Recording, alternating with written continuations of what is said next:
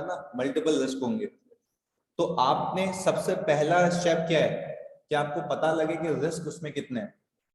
फिर दूसरा स्टेप क्या है कि उस रिस्क को ड्राफ्ट कैसे करना है। तो हमने पहले किस पे काम किया पहली क्लास में कि रिस्क आइडेंटिफाई किया कि रिस्क कहाँ कहाँ हो सकते हैं। फिर हमने अब क्या सीखना है आज की क्लास में कि उसको लिखना किस तरीके से। सही है जी। अच्छा भाई, फिर आज एक स्टेप उसको और आगे लेके जाता हूँ। मैंने कहा सर चले हमने मकसद को रिवाइज कर लिया, हमने क्विज को भी डिस्कस कर लिया कि भाई वो तो एक गलत हुआ था, चले कोई इशू नहीं है। आगे अब ऑनवर्ड्स कुछ चीजें इसके अंदर ऐड कर रहा हूँ जो कि जिसने FAR2 नहीं पढ़ा हुआ उसके लिए ये चीजें मैं सिखा रहा हूँ अभी, ताकि आप सवाल अटेम्प्ट कर सकें। इधर देखिएगा, मैंने ये कहा कि सर बहुत सुकून से सुनिएगा, अगर मैं लेट से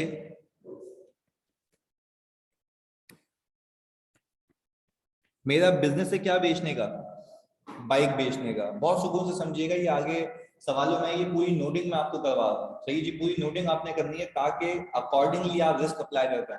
अच्छा, इल्मा का एक सवाल आया सर, एक क्वेश्चन था रिस्क जिसमें बहुत सारे थे उसमें कॉस्ट ऑफ सेल्स क्यों नहीं था, cause NRV loss less inventory more to in response cost to sales कम होगी, राइट। ये समझ नहीं आई बात इल्मा आपकी मुझे। सही, आपका भी ये सवाल था, बोले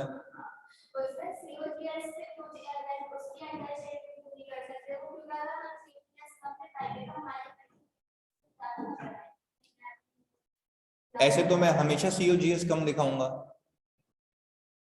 ऐसे तो मैं हमेशा COGS कम दिखाऊंगा। इसको मैं देखिए प्रेशर, सुनो सुनो सुनो सुनो एक एक करके। हाँ, पहले तो लाइट खोल लो जानी तुम लोग और आगे आ जाओ, लाइट खोल के आगे आ जाओ। सही जी, सुनो एक बात भाई, इनका सवाल ये आया कि सर मेरे पास जब सेल्स करने का प्रेशर ज्यादा होगा, सवाल जितने पूछो ना उतने कम है ऑडिट में। मजेदार सब्जेक्ट है ये, लॉजिकल सब्जेक्ट है। अच्छा भाई, सवाल ये आया इनका कि सर जब मेरे पे प्रेशर होगा तो सेल करने का प्रेशर होगा, तो मैं अपने प्रॉफिट को ज्यादा से ज्यादा दिखाने के लिए अपनी कॉस्ट ऑफ सेल्स को क्या करूंगा, कम करूंगा। जिस रिस्क फैक्टर की आप बात कर रही हैं ये रिस्क फैक्टर होता है फ्रॉड रिस्क फैक्टर। ये फ्रॉड रिस्क फैक्टर मैंने अभी सिखाया ही नहीं है, वो भी आगे आएंगे कि ऐसे कौन से। नहीं नहीं सुनो सुनो, मैंने अब तक कराया नहीं है ना, उसमें भी लिख नहीं सकते। देखो आप ये नहीं लिख सकते ना कि कॉस्ट ऑफ सेल्स। देखो मैं आपका सवाल समझ गया ना, आपका सवाल ये है कि सर क्या कॉस्ट ऑफ सेल्स कम करने का रिस्क हो सकता है। भाई ऐसे तो पूरे इदारे में हर एक एक्सपेंस कम करने का रिस्क हो सकता है, पर वो हर एक एक्सपेंस कंपनी हमेशा नहीं करेगी। जब कंपनी मजबूरियों में आ जाएगी तब करेगी, जिसको हम कहते हैं फ्रॉड रिस्क फैक्टर। वो आगे देखेंगे, वो आयजा ने खुद बता दिया कि यही अगर तुम्हें देखे किसी इदारे में तो ऐसा हो सकता है कि कंपनी क्या कर रही हो, फ्रॉड।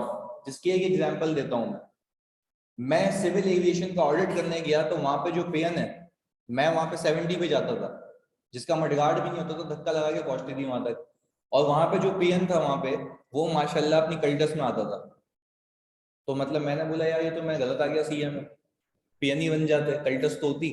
तो समझने की बात ये है कि ये ऐसे हालात वाकयात हैं जो इंडिकेट करते हैं कि कहीं भी इदारे में क्या हो रहा होगा, फ्रॉड हो रहा होगा। ऐसा तो नहीं हो सकता PN के पास कल्टस है, मैं कह रहा हूँ ऐसा नहीं है, मैं ये भी नहीं कह रहा कि नहीं हो सकती, भाई हो सकता है खानदानी कोई मिली हो उसको। सही है, बात समझ आ रही है। तो ये फ्रॉड की चीजें आगे देखो, रिस्क मैं बता देता हूँ पूरे आपके आयजा में फैले हुए। मैंने पहले उठाए बेसिक रिस्क, फिर उसके अंदर मैं एक एक करके चीजें क्या करूंगा, ऐड करता रहूंगा। जैसे आज मैं एक चीज ऐड करने वाला हूँ। सही है जी। अच्छा भाई, इल्मा कह रही है सर एट स्टार्ट तो हम रिस्क कैलकुलेट कर रहे हैं ना, तो इन फ्यूचर हो सकता है हम पहले ही कह दें कि रिस्क हो सकता है। मैं आपकी बात नहीं समझा इल्मा। सर एट स्टार्ट तो हम रिस्क कैलकुलेट कर रहे हैं ना, तो इन फ्यूचर हो सकता है तो हम पहले ही कह दें कि रिस्क हो सकता है। सुनो सुनो सुनो सुनो, इल्मा कह रही है कि सर हम पहले क्यों नहीं कहते थे कि कॉस्ट ऑफ सेल्स में रिस्क हो सकता है। मैं कह रहा हूँ मेरी बहन, मैं मना ही नहीं कर रहा कि रिस्क नहीं हो सकता। मैं कह रहा हूँ क्या उस सवाल में ऐसे हालात वाकयात थे, नहीं।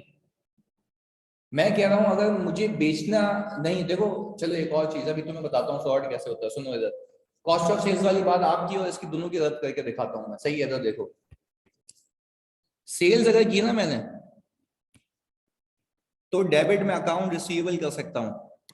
ये तुम लोगों के लिए बता रहा हूं मैं ताकि दिमाग उस डायरेक्शन में चले। अच्छा, अकाउंट रिसीवेबल फेक भी तो हो सकता है, भाई नहीं आया पैसा, नहीं दे रहा पैसा, रिसीवेबल, फेक कस्टमर। अच्छा, अब जब COGS बुक करोगे तो इन्वेंट्री तो असल में आई होगी ना, इन्वेंट्री तो असल में, अब इसको डी रिकॉग्नाइज भी तो करना है, ये कैसे करोगे? बात समझ आई? देखो भाई, सेल्स तो मैंने कहा, मैं 31 दिसंबर पे आया, मैंने 100 इनवॉइसेस क्या बुक की, फेक। वो बोल रहा हाँ भाई कर लो, जाओ कस्टमर से मिल लो, एक कोरंगी में बैठा हुआ, एक कश्मीर में बैठा हुआ, एक स्कर्दू में बैठा हुआ, जाओ मिल लो। हमने बोला सही है भाई, गुस्सा क्यों हो रहे हो, सेल हो गई। पर मुझे बताओ, जब मैं COGS रिकॉग्नाइज कर रहा हूँ तो उसके जितनी सेल हुई है उतनी COGS भी तो होगी। तो यहाँ पे अभी तुम्हारे समझाने के लिए कह रहा हूँ कि वो रिस्क अराइज नहीं हो रहा। सही है, इसको मैं भी मिटा रहा हूँ, ये सिर्फ आप लोगों की समझ के लिए था, ये मैंने इसको हटा दिया। सही है भाई, अब तक हमने फ्रॉड रिस्क फैक्टर नहीं सीखे, ना मैंने सिखाया, वो आगे सिखाऊंगा। आपने डायरेक्शनल चलना है मेरे साथ। इधर देखें, अब मैं एक एग्जांपल दे रहा हूँ, ये स्पेसिफिक रिस्क बता रहा हूँ जो कि आज तक एग्जामिनर ने टेस्ट नहीं किए, और ऐसा नहीं हो सकता कि वो पूछेगा नहीं, क्योंकि अकाउंटिंग पे ही ऑडिट होता है। इधर मैंने कहा मैंने बाइक सेल की, मैं सामने वाले को कह रहा हूं कि भाई आप आज बाइक तो ले जाएं, साथ साथ मैं आपको सर्विसेज भी दूंगा, जिसको मैं कह रहा हूं फ्री सर्विसेज। यानी आप आएंगे, सही है, हम आपको 3 सर्विसेज फ्री में देंगे ऑयल चेंज करने की। क्या चेंज करने की भाई? ऑयल चेंज करने की। अब मैं आपसे एक पूछ रहा हूं, आज ये जो मेरा कस्टमर है, इसने मुझे दिए होंगे पैसे, आपको IFRS 15 जो आपने अब तक शुरू नहीं किया मेरे साथ, जिसने FAR 2 नहीं पढ़ा हुआ उसकी बात कर रहा हूं। IFRS 15 आपको ये कहता है, बहुत सुकून से समझिएगा, IFRS 15 आपको ये कहता है कि भाई आपने इस बंदे से टेक्निकली 4 चीजों के पैसे लिए हैं। एक, बाइक के, दूसरा 3 सर्विसेज के, एक बाइक के, दूसरा 3 सर्विसेज के। बिल्कुल बेसिक बेसिक, क्योंकि देखो आप, मुझे पता है ना कि आपने अभी IFRS 15 नहीं शुरू किया, तो मैंने ही आपको बताना है साथ साथ, ये फायदा है अकाउंटिंग और उसको साथ पढ़ने का। तो देखो, फिर मैंने कहा कि भाई बाइक आपने दी है, 3 सर्विसेज के दिए, तो मैंने कहा लेट से आपने इससे पैसे लिए हैं 1,40,000 रुपए। अब ये 1,40,000 रुपए इंसानी दिमाग लगा के बताना, फिर मैं IFRS को उतारूंगा, फिर इसका ऑडिट करना सीखेंगे। सही है, सुकून से सुनना। मैं लेट से एटलस होंडा का ऑडिट करने गया हूँ। किसका? एटलस होंडा, पूरा बोलो ना क्या? Atlas Honda. मैं एटलस होंडा का ऑडिट करने गया हूँ। अच्छा भाई, मुझे दिख रहा है कि यार रेवेन्यू रिकॉग्नाइज हो रहा है, तो ये रेवेन्यू रिकॉग्नाइज कैसे करती है? इस कंपनी के ऑपरेशंस क्या है? क्या ऑपरेशंस हैं? बाइक बेचती है भाई, क्या बेचती है? मैंने किसकी अंडरस्टैंडिंग ली? ऑपरेशंस की। अब सब ऊपर से मैंने किसकी अंडरस्टैंडिंग ली? एंटिटी की। एंटिटी में भी उसके ऑपरेशंस की। फिर मैंने फर्दर समझा कि ये इदारा बाइक बेचने के साथ साथ सर्विसेज भी देता है, ट्यूनिंग वगैरह, सर्विस, सफाई, ऑयल चेंज, ये सब करके देता है। पर ये एंटिटी कर रही है। मैं जब इदारे की अंडरस्टैंडिंग ले रहा था तो मुझे एक बात समझ आई कि ये इदारा जो पैसे चार्ज करता है वो बाइक के भी करता है और 3 सर्विसेज के भी करता है। इंसानी दिमाग क्या कहता है? क्या मैं ये 1,40 का रेवेन्यू जैसे ही बाइक सामने वाले को चिपकाई तब बुक करूं, या सर्विसेज का अलग से करूं? रीजन है इसके पीछे भाई, मैं कह रहा हूं और स्टैंडर्ड भी यही कहता है कि फॉर एग्जांपल आपने जो 1,40 लिए ना, मैं बिल्कुल इसको अभी अंग्रेजी में कन्वर्ट करूंगा तो आपने पिक करना है, और उसमें इतनी सी भी कंफ्यूजन हो तो खुदा के वास्ते साथ साथ पूछना है, क्योंकि आपने IFRS 15 अभी तक किया नहीं है। इधर देखिएगा, आपको IFRS 15 ये कहता है कि आपकी जो कैश कंसिडरेशन है, इसके अंदर आपकी 3 परफॉर्मेंस ऑब्लिगेशन है, 4 बल्कि। अब देखो आहिस्ता आहिस्ता उससे कनेक्ट कर रहे हैं, मैं बताऊंगा क्यों ये ऑडिट में समझा रहा हूँ मैं। रिस्क क्या होगा यहाँ पे ये देखिएगा, सवाल में आ गया ना, मजा हो गया। वो तो क्या करेगा, वो बोलेगा भाई entity involve in selling bike including services, बोलेगा क्या रिस्क है? तुम लोगों को समझ ही नहीं आया ना, कंपटीशन है, लोग बेसिक पढ़ के जाते हैं ना, लोग बोलते हैं भाई कंपटीशन है तो वो तो आया ही नहीं पेपर में, और भाई इसके अंदर 10 चीजें छुपी हुई हैं, आओ सिखाता हूँ कैसे। इधर मुझे बताओ, जो एटलस होंडा है वो बाइक तो एक बेचता है, पर उसके ऊपर ऑब्लिगेशंस कितनी होती हैं? 4। पहला बाइक देना, दूसरा 3 सर्विसेज देना, साथ साथ बोलोगे, पहला दूसरा 3 सर्विसेज देना। क्या मैं कह सकता हूँ एटलस होंडा के ऊपर इस 1,40,000 रुपए की एवज 4 परफॉर्मेंस ऑब्लिगेशन ड्यू हो जाती हैं। अब मैं आपसे एक बात पूछ रहा हूँ, मैं 4 परफॉर्मेंस ऑब्लिगेशन का रेवेन्यू बाइक देते ही बुक करूं, या जब बाइक दूं तो सिर्फ उसका रेवेन्यू बुक करूं? यानी अब दिमाग चल रहा है, अब दिमाग चल रहा है कि सर मैं जब बाइक को दूं तो मैं सिर्फ उसका रेवेन्यू बुक करूं, तो सर्विस का रेवेन्यू कब बुक करूं? सर्विस का रेवेन्यू तब बुक करूंगा जब वो सर्विस लेने आएगा। सर्विस का रेवेन्यू तब बुक करूंगा ओवर अ पीरियड, गलत भंड मार दिया ना। सर्विस का रेवेन्यू तब बुक करूंगा जब वो मुझसे वाकई में बाइक की सर्विस लेने आएगा। तब तक आपको आईएफआरएस ये कहता है कि जो आपने पैसे लिए हैं वो आपके लिए एडवांस है। आपके लिए वो क्या है? जिसको हम आज तक अपनी नॉर्मल जबान में कहा करते थे अनअर्न्ड। क्या कहा करते थे? मैंने बोला आईएफआरएस 15 जो नया आया, लॉजिक कैसी है उसकी? उसने बोला जो पैसे ले रहे हो, अब मैं आईएफआरएस में लेके जा रहा हूँ, हल्की फुल्की बातें बता रहा हूँ वहां की। जब आप पैसे ले रहे हो तो पैसे लेते ही मुझे एक बात बताओ, आपने ये सोचना है कि इस पैसे के अगेंस्ट में आपने कितनी बल्ली सेटल करनी है? 4। पहली बाइक, दूसरी 3, और वो 3 सर्विसेज 3-3 महीने में भी हो सकती है, 6-6 महीने में भी हो सकती है, और 3 साल में भी हो सकती है। व्हाटसोएवर द केसेस वो कॉन्ट्रैक्ट में लिखा हुआ होगा। पहले बताओ यहाँ तक कोई कंफ्यूजन है? फिर मैं इसको रिस्क से भी लिंक करूंगा, ऐसा ही है। चलिए जी, ये मिट क्यों गया भाई? 4 परफॉर्मेंस ऑब्लिगेशन, हम शुरू से ही सारी न्यू चीजें सीखेंगे जो बेसिक बेसिक आती रहेंगी। टाइम लैप्स और रेवेन्यू बुक हो जाएगा। देखो अगर मैंने सामने वाले को ये कहा कि भाई 3 महीने में नहीं आए तो रेवेन्यू बुक हो जाएगा, तो जैसे ही 3 महीने गुजरेंगे एक सर्विस का रेवेन्यू में बुक, मुझे पता सामने वाला नहीं आया, उसकी सर्विस खुद ब खुद लैप्स हो गई। और ऐसा हो नहीं सकता कि नहीं आए, ऐसा हो नहीं सकता कि ना आए। सही है जी, वो एक्सेप्शनल केस हो सकता है कि नहीं आए, तो कोई मसला नहीं, हम क्या कर लेंगे, उसको रेवेन्यू बुक कर लेंगे। आगे अच्छा भाई फिर सुनिएगा, अब पहले बहुत सुकून से समझना। पहला स्टेप जो होता है रेवेन्यू रिकॉग्निशन में, आईएफआरएस 15 की बात कर रहा हूं, 15 की, ये आपको हेल्प भी करेगा वहां पे।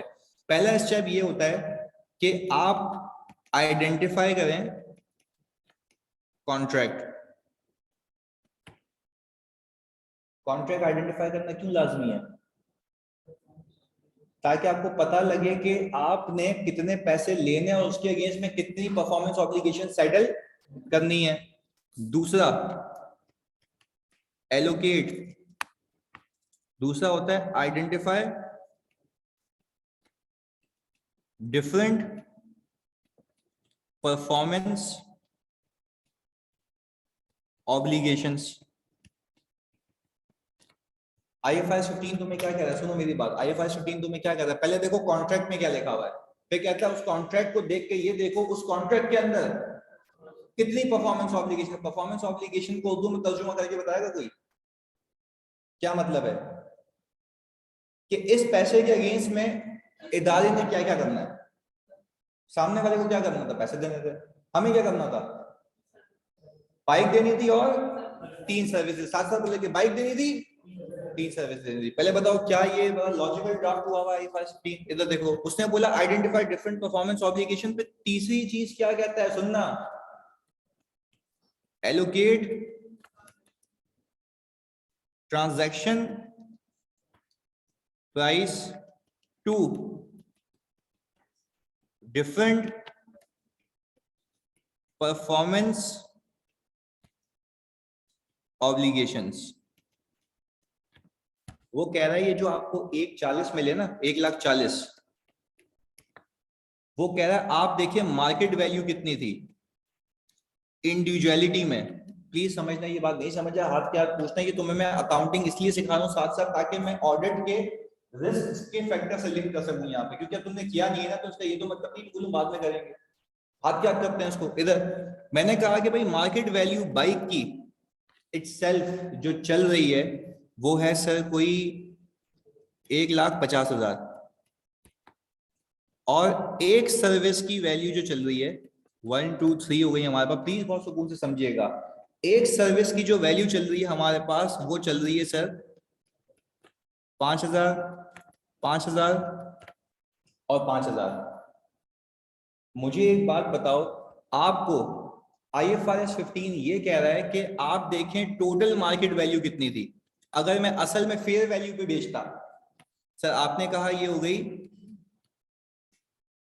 165, वो कहता है जो आपने प्राइस एग्री किए आप उसको मार्केट वैल्यू के रेशियो में ब्रेक कर दें। किस रेशियो में ब्रेक कर दें भाई? वो कह रहा है मैं मान गया आपने कस्टमर को घेरने के लिए प्राइस कम कोट की है, पर इस प्राइस के अंदर कितनी चीजें हैं? 4। पहला, दूसरा, 3 सर्विसेज, दूसरा 3 सर्विसेज। वो कह रहा है कि भाई जैसे ही बाइक तुम चिपकाओगे सामने वाले को तब भी तो कुछ रेवेन्यू बुक होगा। वो कह रहा है कि अगर तुम्हें देखना है कि इस प्राइस के अंदर तुमने कितने पैसे बाइक के चार्ज किए हैं, तो आप देखें मार्केट में वो चीजें कितने की बिकती हैं, और आप इस 165 से इसको डिवाइड कराएं तो आंसर परसेंटेज कितनी आती है? 0.91। ये 0.91%। क्या मैं कह सकता हूं कि बाइक के लिए मैंने 1,40,000 इंटू 0.91 चार्ज किए हैं? प्लीज बताएंगे कितना आता है? 127273। अच्छा वो एक्चुअल में निकाला आपने? अच्छा 127400। चेक कर लो भाई, यही है राउंडिंग ऑफ का फर्क होगा। 127400 ये आ गया। अब बात सुनिएगा, मुझे पैसे कितने मिले जल्दी बताओ? 1,40। अच्छा मैंने रेवेन्यू कितना बुक किया? 1274। जैसा आपको पैसे पूरे मिल गए, आपने भी पूरा रिकॉर्ड करके रेवेन्यू। बाकी क्या है? एडवांस है, जिसको हम IFRS की जबान में कॉन्ट्रैक्ट लायबिलिटी कहते हैं। कॉन्ट्रैक्ट लायबिलिटी का मतलब है ये कॉन्ट्रैक्ट में मुझे पैसे मिले हैं जो कि मैंने अब तक कमाए नहीं है। तो बाकी कॉन्ट्रैक्ट लायबिलिटी कितनी है? कोई 1,40 है, उसका डिफरेंस 12,600। सर आपने इतनी बातें कही, इतनी कहानी सुनाई, IFRS 15 के बातों बातों में एक इलस्ट्रेशन सिखा दी। क्या FAR 2 नहीं, ऑडिटर। समझने की बात ये, अब ऑडिटर का दिमाग चलाते हैं ना, ऑडिटर का। पहले बताओ इसमें कोई कंफ्यूजन है? पक्का? ऑनलाइन जल्दी बता दो यार, दादा बिल्कुल जुनूनी होना है जल्दी। इसमें कोई कंफ्यूजन है? जल्दी से बताओ। क्लियर है? Very good. आगे सुनो। अब मैं हूं ऑडिटर, कौन सी कंपनी का? Atlas Honda. मुंह से नाम तो निकालो, ऑडिट करने जाओगे, किस कंपनी का ऑडिटर? एटलस होंडा का। अगर मैं आपको ये कहूं जाओ रेवेन्यू की फिगर को ऑडिट करो, तो तुम बोलोगे उस्ताद इसकी तो मोनोपोली है, इसका तो कोई कॉम्पिटिटर भी नहीं है, तो रिस्क कहां से लाऊं? एग्जाम में आ गया ना तो फिर तुम्हें नहीं मिलेगा रिस्क। रिस्क एक एक करके यहाँ छुपा हुआ है, रिस्क अकाउंटिंग में छुपा हुआ है। अब मैं एक एक करके बात करूं, क्या मैं कह सकता हूं देयर इज अ रिस्क कि डिफरेंट परफॉर्मेंस ऑब्लिगेशंस को अलग अलग ना किया गया हो? अब बात चिपकेगी दिमाग में, तो ये समझ आया? देयर इज अ रिस्क कि डिफरेंट परफॉर्मेंस ऑब्लिगेशंस को अलग अलग। तुम्हें क्यों रिस्क है भाई? हमारे बाप की कंपनी है क्या? क्यों रिस्क है मुझे? आप उस रेवेन्यू को ऑडिट कर लें, अगर लेट से उसने इन सर्विसेज को, लेट से अगर मैं कहूं उस भंगी ने 3 सर्विसेज को अलग करने की जगह एक ही सर्विस बना दी होती, तो आपका जो ये बाइक वाला रेवेन्यू है ना ज्यादा आता। रेवेन्यू क्या हो जाता? Over state. रेवेन्यू क्या हो जाता? ओवर स्टेट हो जाता। क्यों ओवर स्टेट हो जाता? क्योंकि आपने 3 सर्विसेज की जगह, और आपने बाकी कहा सब बाइक का रेवेन्यू है, जबकि बाइक का रेवेन्यू, रेवेन्यू तो बाकी सर्विसेज का था। वो कब बुक होना चाहिए था? जब सर्विस देता, तो पहले बताओ क्या पहला रिस्क अगर मैं डायरेक्टली आपको अंग्रेजी चिपका देता कि there might be a risk कि डिफरेंट परफॉर्मेंस ऑब्लिगेशंस आइडेंटिफाई नहीं हुए, तुम बोलोगे पता नहीं क्या कह के चला गया। भाई क्या बात समझ आई? अकाउंटिंग के साथ समझ आई, फिगर्स के साथ समझ आई। तो सर जब भी किसी ऐसी कंपनी का ऑडिट करने जाओ जहां पे एक से ज्यादा परफॉर्मेंस ऑब्लिगेशंस हो, तो वहां पे हमेशा कौन सा रिस्क होगा? Identification of different performance obligation. तो क्या हम इसको तो कॉपी करेंगे, मैं ये लिख देता हूँ तो एक साथ कॉपी करना तुम, सही है? चलो पहले समझा देता हूँ, फिर एक साथ लिखवा देता हूँ, सही है? दूसरा, पहला रिस्क समझ आ गया कि पहला रिस्क ये है कि there might be a possibility that different performance obligation might not be identified properly. आगे सुनो, दूसरा रिस्क मैं कह रहा हूँ, चलो मैंने डिफरेंट परफॉर्मेंस ऑब्लिगेशन निकाल ली, 4 परफॉर्मेंस ऑब्लिगेशन थी ना, हो सकता है कि ट्रांजैक्शन प्राइस गलत एलोकेट कर दूं। अगर ट्रांजैक्शन प्राइस गलत एलोकेट की तब भी रेवेन्यू गलत हो जाएगा, तब भी रेवेन्यू गलत हो जाएगा। तो क्या दूसरा रिस्क ये लिख सकता हूं कि there might be a possibility that transaction price might not be allocated to different performance obligations. There might be a possibility that transaction price might not be allocated properly to different performance। इससे या तो मेरा revenue overstate भी हो सकता है, understate. Sir आपको ये क्यों जानना लाजमी है? मैं अल्लाह की कसम खा के कहूं, इसलिए क्योंकि जब ऑडिट करने जाओगे तो आपको पता होना चाहिए मसला कहाँ। एक बेवकूफ सिर्फ इनवॉइस वेरीफाई करके आएगा, ये ऑडिट नहीं है। ऑडिट क्या है? क्या आपको पता होना चाहिए मसला यहाँ हो सकता था, तो आपने किस एरिया को टैप करना था? इस एरिया को, क्योंकि वो बोलेगा भाई इनवॉइस तो बनी भी होगी ना। मसला इनवॉइस का ही है, उसके अंदर की कैलकुलेशंस का है। मसला इनवॉइस का ही है, उसके अंदर की परफॉर्मेंस ऑब्लिगेशंस का है। परफॉर्मेंस ऑब्लिगेशंस का है। पहले बताओ ये पूरी कहानी समझ आई? पहले यहां तक ये सिनेरियो कॉपी करो ताकि कभी रिवाइज करो ना तो समझ आए प्लीज।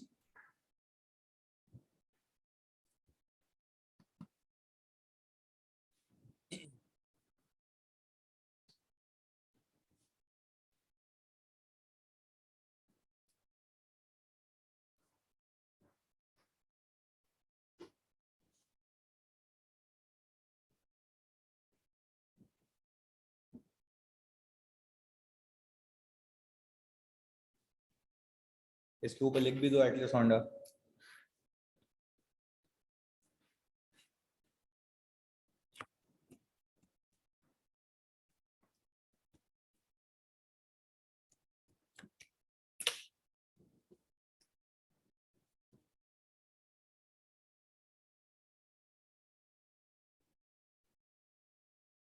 आयशा कह रही है सर इन टोटलिटी तो 4 परफॉर्मेंस ऑब्लिगेशन का रेवेन्यू सही रिकॉर्ड हुआ होगा ना। अच्छा देखो आयशा, एक एक सवाल सुना, एक मिनट होल्ड ऑन करो लिखना। आयशा कह रही है सर इन टोटलिटी तो 4 परफॉर्मेंस ऑब्लिगेशंस का ही बुक होगा ना, पर मैं कह रहा हूँ व्हाट इफ कि सर्विस रेवेन्यू को अगले साल जाना चाहिए था, वो किस साल रिकॉर्ड हो जाएगा? इस साल। तो ये कट ऑफ का भी तो मसला है ना आयशा। हाँ जी, ऐसा ही है।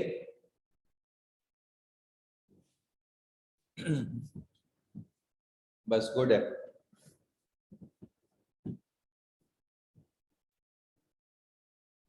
इससे तुम्हें हल्का फुल्का एक झलक मिल गई IFRS 15 की। अभी तक कल राशिद खान इसमें 2 ही रिस्क है।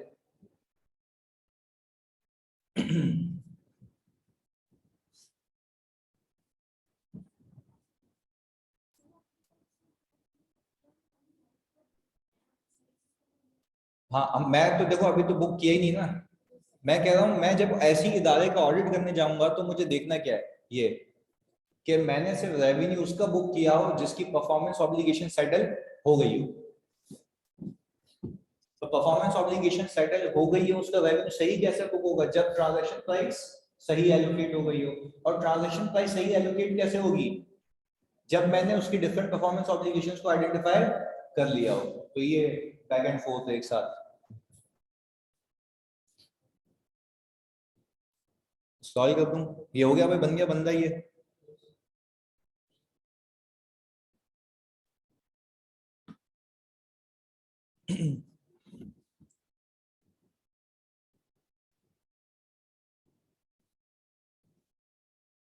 अच्छा ये 3 स्टेप लिख लो ना, तो चौथा मैं लिखवा रहा हूँ, चौथा भी लिखना।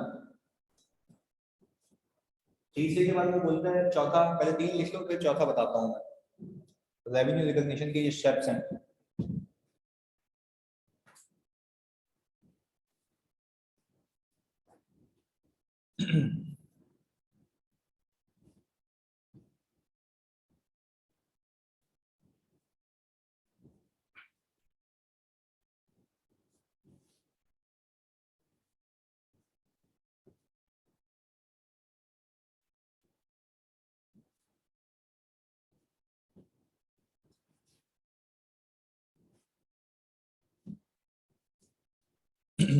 ये लिख लिए 3।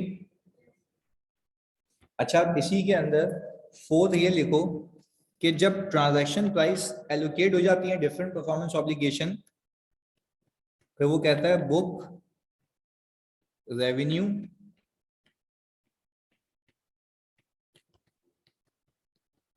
As and when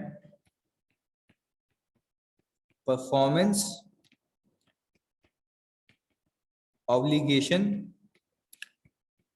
is settled. वो बोल रहा है आप रेवेन्यू तब ही बुक करना जब आपकी परफॉर्मेंस ऑब्लिगेशन सेटल हो जाए। ऐसा तो नहीं है ना भाई मेरे पास एक है ये बोलूं भाई रेवेन्यू बुक हो गया, ऐसा तो नहीं है ना सर। ट्रांजैक्शन प्राइस में रिस्क का मतलब मार्केट वैल्यू में फ्लक्चुएशन नहीं, ट्रांजैक्शन प्राइस में रिस्क का मतलब ये है कि मैंने एक प्राइस जो मार्केट वैल्यू का रेशियो निकालने के लिए पिक की थी वो मार्केट वैल्यू ही गलत पिक की। तो अगर मार्केट वैल्यू मैंने गलत पिक की तो वो रेशियो भी गलत आएगा।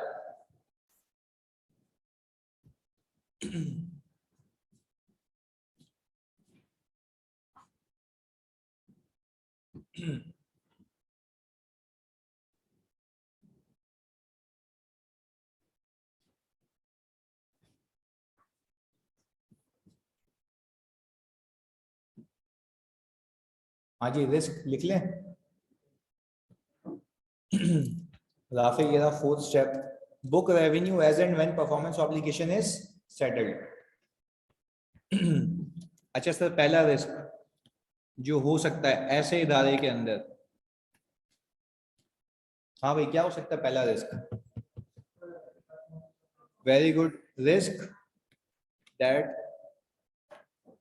Performance obligation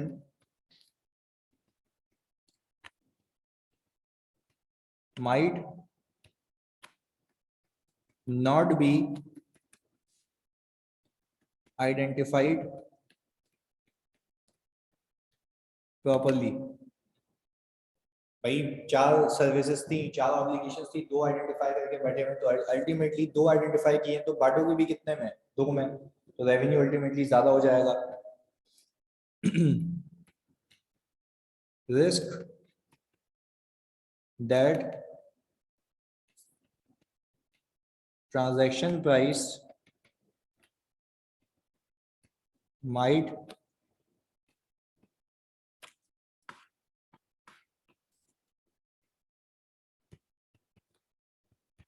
not be allocated properly to different performance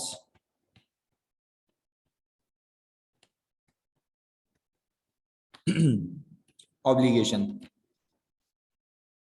यही रिस्क रखते हैं 2। अच्छा तीसरा आप रिस्क बता दें तो मजा आ जाएगा। मैंने परफॉर्मेंस ऑब्लिगेशन सही आइडेंटिफाई कर दी, बार्ड भी सही दिया, अब क्या रिस्क हो सकता है? वेरी गुड, परफॉर्मेंस नहीं मार्केट वैल्यू तो ऊपर आ गया ना ट्रांजैक्शन प्राइस वाले में। आखिरी रिस्क आपने बता दिया था, और भी बताओ आखिरी रिस्क क्या है? परफॉर्मेंस ऑब्लिगेशन सेटल ना हुई हो फिर भी रेवेन्यू बुक हो चुका हो, क्योंकि रेवेन्यू सिर्फ कब बुक हो सकता है जब परफॉर्मेंस ऑब्लिगेशन सेटल हो गई हो। तो हम ये लिख सकते हैं there is a risk that revenue might have been recognized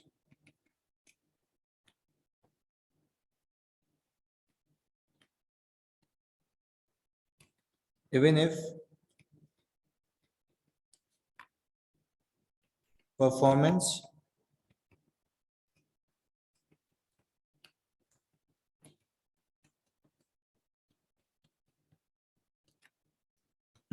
आपने ये बता देना है कि एक रिस्क है यहाँ पे कि परफॉर्मेंस ऑब्लिगेशन सेटल ना हुई हो तब भी रेवेन्यू रिकॉग्नाइज हो चुका हो, जो कि होना नहीं चाहिए। अच्छा अब देखें, ये जो तीन चीजें हैं ना ये बड़ी लॉजिकल है। जो अकाउंटिंग है वही मेरा रिस्क है कि इसके तहत वो ना हो। एक बच्चे ने पूछा कि सर क्या सही है, एक दूसरे पे इंडिपेंडेंट है। भाई क्या मैं ये कह सकता हूँ कि अगर परफॉर्मेंस ऑब्लिगेशन सही आइडेंटिफाई हो भी गई तब भी रिस्क है कि ट्रांजैक्शन प्राइस गलत एलोकेट हुई हो। अच्छा अगर ट्रांजैक्शन प्राइस सही एलोकेट हो भी गई तब भी रिस्क है कि परफॉर्मेंस ऑब्लिगेशन सेटल। अब एक चीज सिखा रहा हूं, तुम पिक कर लोगे मुझे पता है। यहाँ पे भी फ्रॉड का एलिमेंट होता है कि एक बाइक की अभी डीलिंग चल रही है और वो एग्री नहीं हुआ, उसका हमने क्या बुक कर लिया, रेवेन्यू। ऐसा ही है, यहाँ भी फ्रॉड हो सकता है कि जानबूझ के मैंने वैल्यू क्या की, गलत पिक की। तो देखो जहां जहां रिस्क था वहां वहां मैंने टारगेट किया हुआ। तो अगर ये समझे बगैर ऑडिट करूंगा तो आई थिंक ये ऑडिट करना फजूल है। क्लियर? हाँ भाई इसमें कोई मसला, यानी सर IFRS 15 का इस हद तक कोई सवाल आएगा तो आपसे हैंडल हो जाएगा। क्लियर है यहाँ तक? पक्की बात है।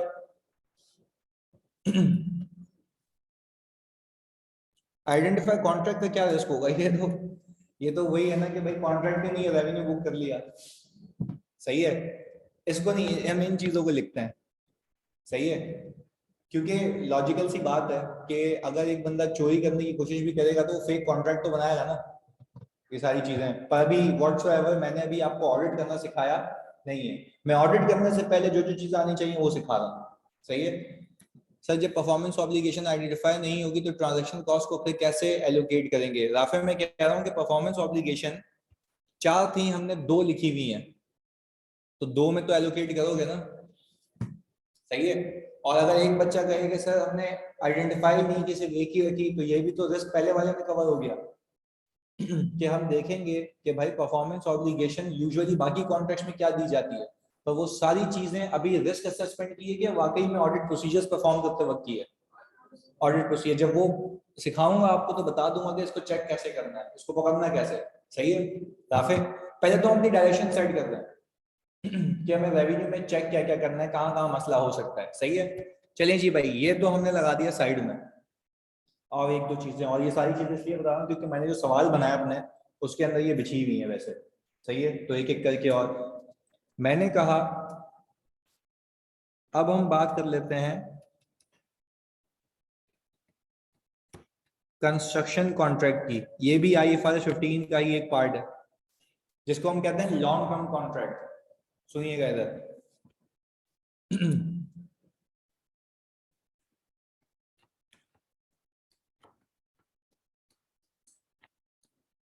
ये 3 इधर। भाई हमने कहा कि हमने कॉन्ट्रैक्ट किया है, ये भी आपने सीखा हुआ नहीं है तो अकाउंटिंग नहीं आती तो पहले मुझे हल्की सी अकाउंटिंग बतानी होगी, फिर उसके क्या बताएंगे रिस्क। और मैं हल्फिया कह सकता हूँ जिस डायरेक्शन में तुम मेरे साथ चल रहे हो, मैं जैसे ही अभी यहाँ पे ये प्लॉट करूंगा अकाउंटिंग समझा दूंगा, तुम रिस्क खुद बताना मुझे। सही है, दिमाग चलाना है इधर। ऑनलाइन वालों एग्री है भाई, रिस्क तुमने खुद बताने हैं once I complete this. Accounting बता दूंगा, रिस्क तुम बताओगे। सही है, इधर आ जाओ। मैंने कहा कॉन्ट्रैक्ट की टोटल प्राइस है सर कोई 1.5 मिलियन।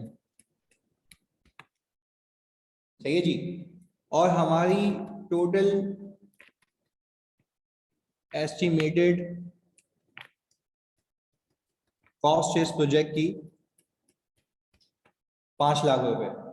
इस कॉन्ट्रैक्ट से मेरा पूरा रेवेन्यू कितना है? 1 मिलियन। वापस देखिएगा, मैं आज एक बंदे से कॉन्ट्रैक्ट के अंदर एंटर हुआ, उसने मुझे बोला कि भाई मुझे घर बना के दो। मैंने कहा सही है भाई, आप घर बना के देते हैं आपको, आपके लिए प्राइस हम सेट कर रहे हैं 1.5 मिलियन। मैंने एक बंदे को कहा हाँ भाई हम आपके घर की रेनोवेशन करके देते हैं, ये कौन सा कॉन्ट्रैक्ट है, कंस्ट्रक्शन कॉन्ट्रैक्ट। अब मैंने कहा वो लॉन्ग टर्म कॉन्ट्रैक्ट है, वो 3 सालों का कॉन्ट्रैक्ट है, 3 सालों में हमें एक घर बना के देना है। सुनो इधर, जब 3 सालों की बात आई, वैसे तो प्रोजेक्ट्स की बात होती है, लंबे लंबे प्रोजेक्ट्स होते हैं पूरे, जो तुम देखते हो कि भाई ये सायमा सिटी और ये सारी चीजें, अगर वो लोग अकाउंटिंग करें तो कैसे करेंगे, वो IFRS 15 बता रहा है। सुनिएगा इधर, अब कॉन्ट्रैक्ट की प्राइस कितने पे सेटल हुई है, 1 पॉइंट। अच्छा, मुझे बीइंग अ कॉन्ट्रैक्टर ये पता है कि मेरी जेब से कॉस्ट कितनी लगेगी, 5 lakh. Overall profitability of my contract कितनी है। अच्छा, हमने कहा कि भाई हम यहां पे लिख लिए ओवरऑल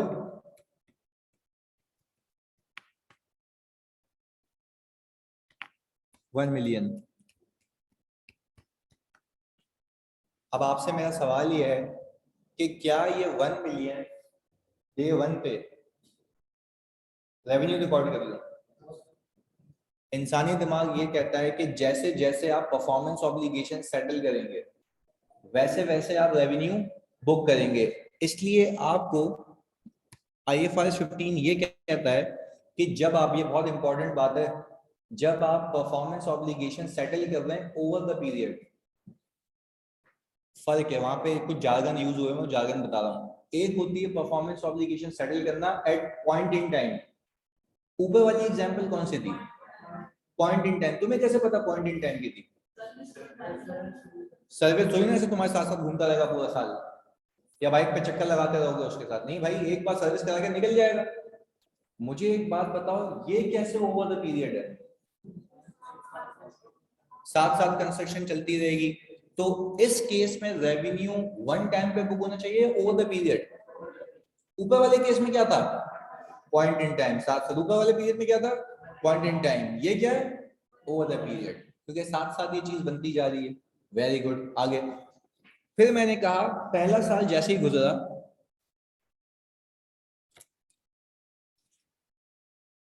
समझिएगा, अभी भी मेरे कॉन्ट्रैक्ट की प्राइस कितनी है, 1.5 मिलियन।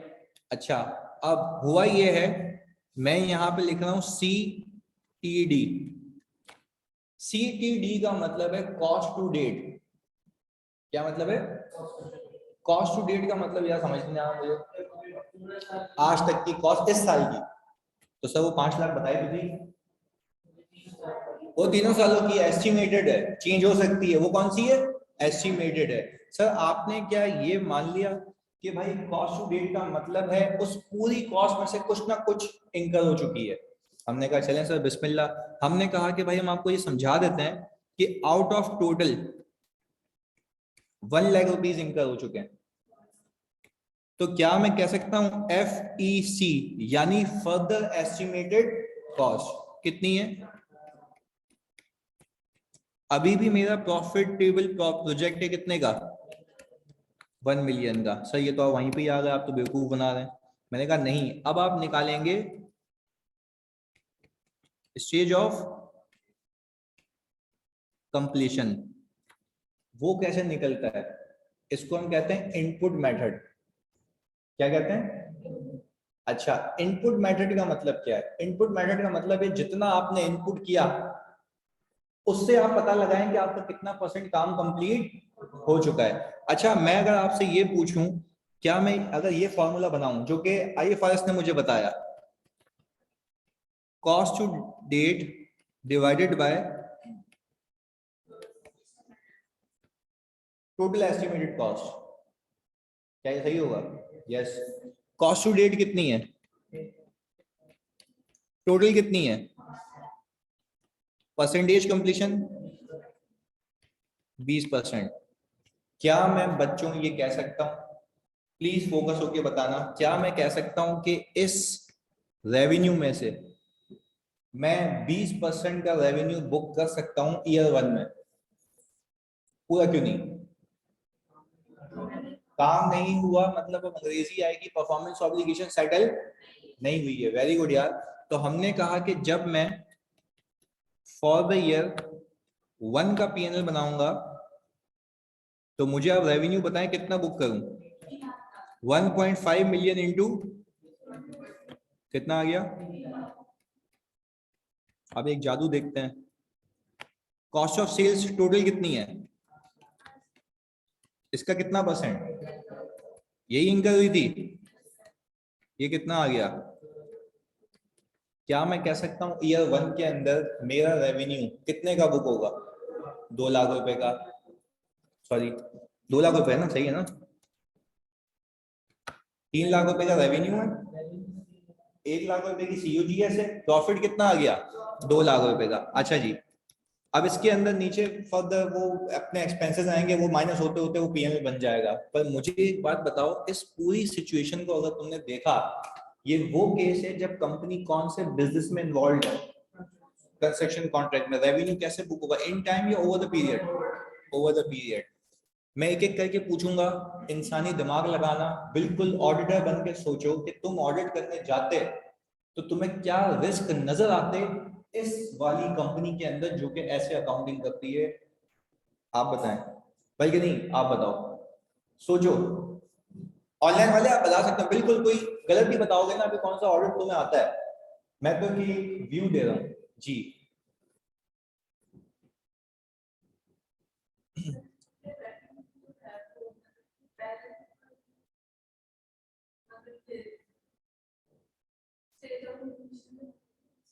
ये बात, there is a risk that a stage of completion might not have been calculated properly. क्या रिस्क है, stage of completion might not have been calculated properly. क्या ये सही रिस्क पिक किया इन्होंने, दिमाग लगाओ यार। इस पूरे सिनेरियो में जो पहले साल रेवेन्यू बुक होगा या आगे आने वाले सालों में रेवेन्यू बुक होगा, वो सोली डिपेंड करता है किस पे, स्टेज ऑफ कंप्लीशन पे। पहले बताओ बात समझ आई। तो सर हमें ये यहाँ से ये देख के, वैली को तरह राशिद खान ने भी यही बताया था कि क्या हम, अच्छा जुहेर ने एक और बात कही और एक और बच्चे ने बता दिया कि सर ये तो जो टोटल एस्टिमेटेड कॉस्ट है ये भी गलत हो सकती है, ये टोटल एस्टिमेटेड कॉस्ट क्या हो सकती है, गलत हो सकती है। तो अब तक कितने रिस्क निकले, दो। पहला, there might be a risk that total estimated cost might be incorrect. दूसरा रिस्क क्या है, stage of completion might not be calculated properly. ऐसा भी तो हो सकता है कि स्टेज ऑफ कंप्लीशन कैलकुलेट सही हुआ हो, पर उसको जब हम रिकॉर्ड कर रहे हो तो अप्लाई गलत किया हो। वो तो अकाउंटिंग का ब्लेंडर है, उसकी हम उसमें नहीं जाते। पर अब तक तुमने कितने रिस्क देखे इसके अंदर, दो। पहला, total estimated cost might be incorrect because it solely depends upon your estimate। आगे जाके ये चेंज हो सकता है ना। तो सर इसको ऑडिट करना तो अभी नहीं सिखाया आपने, पर क्या रिस्क पता लग गया कि मुझे ऑडिट करते हुए ये दिमाग में होगा ये गलत हो सकता है। अच्छा दूसरी चीज क्या है, stage of there is a risk that stage of completion might be calculated improperly or might not be calculated properly। पहले बताओ इस पूरे सिनेरियो में गेम समझ आई। अब बच्चे बेवकूफी क्या करते हैं, बच्चे बेवकूफी ये करते हैं कि सिर्फ उनके दिमाग में ये होता है कंपटीशन होगा तो रेवेन्यू ऐड होगा। क्या मैं ये कह सकता हूँ कंपटीशन के बाहर भी दुनिया है। जब मल्टीपल परफॉर्मेंस ऑब्लिगेशन होगी तो रिस्क अलग होंगे, जब स्टेज ऑफ कंप्लीशन वाला होगा तो रिस्क। अच्छा अब एक और बात समझा सकते हो मुझे, क्या ऊपर वाले रिस्क यहाँ लिख सकते हो, मैं अगर बोलूं यहाँ पे आओ ये समरी है यहाँ चिपका देना हर जगह पे, नहीं लिख सकते, पॉसिबल नहीं है, सिनेरियो क्या है अलग है। तो ये तो बिला वजह की बात है ना कि मैं हर जगह सेम चीज लिख दूंगा। भाई आप एंटिटी डिफरेंट है, हम तभी तो कहते हैं अंडरस्टैंड करो किसको, एंटिटी को और उसके एनवायरनमेंट को। तो भाई जब मैं ये खुद कह रहा हूँ कि इदारा ही डिफरेंट है तो तुम उसमें सेम रिस्क कैसे हो सकता है। इदारा डिफरेंट है, नेचर डिफरेंट है, काम डिफरेंट है, तो उसके काम डिफरेंट है तो उसकी अकाउंटिंग भी डिफरेंट है, अकाउंटिंग डिफरेंट है तो रिस्क भी डिफरेंट है। तो आपको अकॉर्डिंगली लिखना पड़ेगा। पहले बताओ ये बात समझ आई, क्लियर है। एक सवाल आया सर एस्टिमेट कॉस्ट कैसे गलत हो सकती है, एग्जांपल जजमेंट्स है ना इसके अंदर। भाई मैं कह रहा हूं, मैं बीइंग एन ऑडिटर मैं कह रहा हूं कि यार ऐसा ही प्रोजेक्ट, एक सुनना मेरी बात, बहुत अहम बात बता रहा हूं, हम लोग ऐसा करते हैं यूजुअली। मैं कहता हूं ऐसा ही प्रोजेक्ट दूसरी कंपनी ने बना के दिया था जिसके हम ही ऑडिटर हैं, मैं नाम नहीं बता रहा, मैं उस क्लाइंट को कहता हूँ, I will not quote the name, क्योंकि वो तो एक ब्रीच ऑफ कॉन्फिडेंशियलिटी हो जाएगा ना। मैं आपको फिर बता रहा हूँ कि भाई ऐसा ही प्रोजेक्ट किसी और कंपनी ने बनाया था, उसकी टोटल एस्टिमेट कॉस्ट इतनी आई थी, तो आपकी ये कैसे चेंज हो गई है, तो फिर उसके बाद वो बेसिस बताएगा। मैं ये नहीं कह रहा कि वो वाकई गलत है, मुझे क्या है, शक है, रिस्क है ना, तो मैं अपना रिस्क कवर करूंगा। और कैसे कवर करूंगा, ये प्रोसीजर भी साथ साथ बता दिया। मैं बोलूंगा कि यार मतलब वो एक कंपनी है XYZ जिसका हम ही ऑडिट करते हैं, तो उसने तो ऐसी नौयत का प्रोजेक्ट इतने में बना लिया था, तो तुम्हारी कैसे कॉस्ट चेंज हो गई, इतनी कम कैसे हो गई? पहले बताओ, बात समझ आई? क्लियर है? प्लीज इसको कॉपी करें, फिर इसके हम रिस्क लिख लेते हैं। ये लें, कॉपी करें इसको।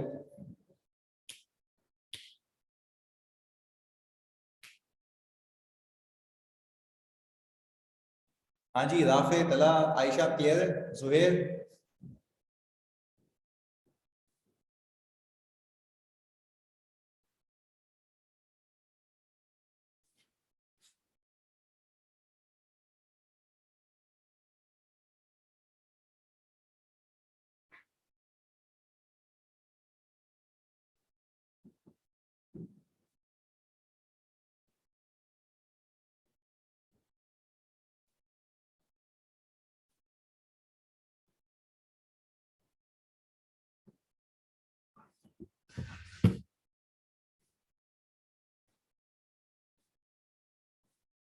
और इंशाल्लाह जिस चीज के लिए तुम्हें प्रिपेयर कर रहा हूँ ना, तुम जाओगे ना फर्म में, तो तुम फखर से कहना कि हाँ यार हम किसी इदारे की प्लानिंग कर सकते हैं, क्योंकि यूजुअली बच्चे को प्लानिंग नहीं दी जाती।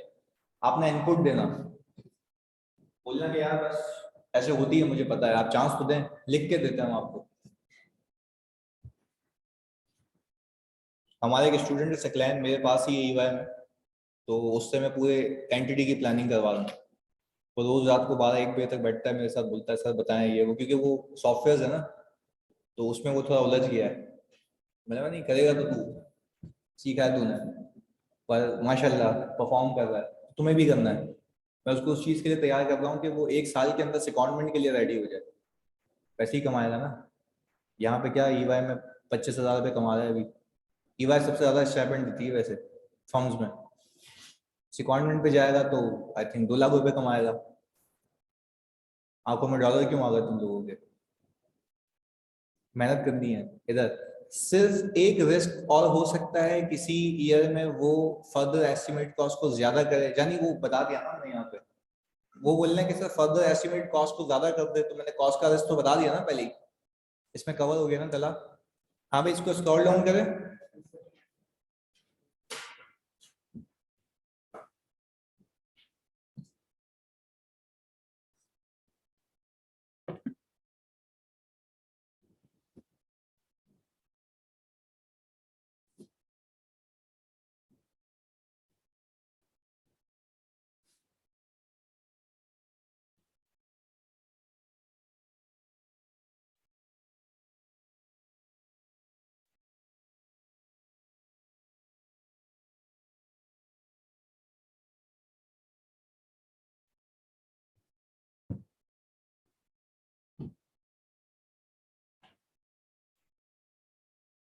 मोहम्मद कुबैब कह रहे हैं सर लास्ट एग्जांपल में सेकंड रिस्क फर्स्ट पे डिपेंड करता है। मैं कह रहा हूँ कि मेरी जान, अगर फर्स्ट में अगर एक ही परफॉर्मेंस ऑब्लिगेशन है तो एलोकेट नहीं की होगी ना, रिस्क तो फिर भी एग्जिस्ट करता है। सही है। अगर फॉर एग्जांपल मैं कहूँ कि कोई डिफरेंट परफॉर्मेंस ऑब्लिगेशन नहीं थी, एक ही थी, तो फिर ट्रांजैक्शन प्राइस के एलोकेशन का मसला नहीं होगा। तो सिर्फ ये मसला होगा कि जो ट्रांजैक्शन प्राइस डिसाइड की है, रिकॉर्ड की है, वो कॉन्ट्रैक्ट के हिसाब से है या नहीं है। एलोकेशन नहीं होगी फिर, वो तो लॉजिकल बात है। हाँ भाई, इसके रिस्क लिखें।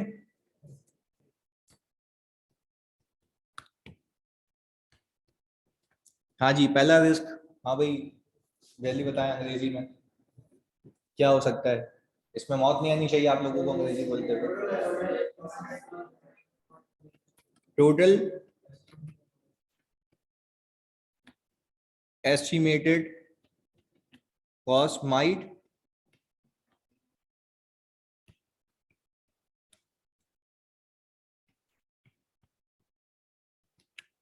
दूसरा रिस्क क्या है?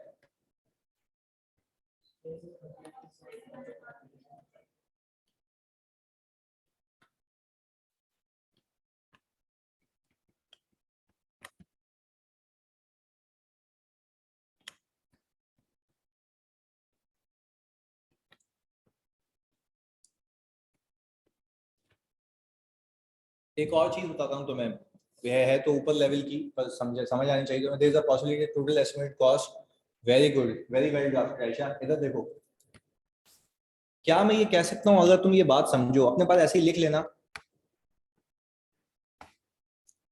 क्या मैं कह सकता हूँ कि टोटल एस्टिमेटेड कॉस्ट के अंदर मेरे एलोकेटेड